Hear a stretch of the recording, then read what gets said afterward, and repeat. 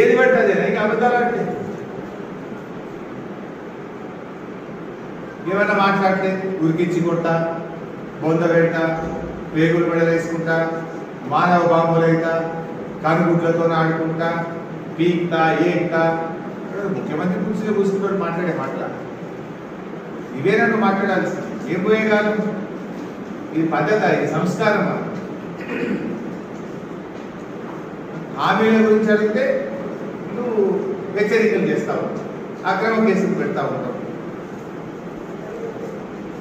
Assembly ఎన్నికల్లో 100 రోజుల్లో మీరు చేస్తామన్న హామీలు ఏమైనాయి అని ప్రజలు అడుగుతున్నారు. ప్రధాన ప్రతిపక్ష పార్టీగా మేము అడుగుతా ఉన్నాం. గది అడుగుతా నువ్వేమంటావు? ఉరికిస్తా, బొద్ద పెడతా. ఇదేనా రేవంత్ రెడ్డి గారు మాట్లాడేది? చేతనైతే నువ్వు ప్రజలకు ఇచ్చిన హామీల మీద సమాధానం చెప్పు. నువ్వు ఏమంటావు?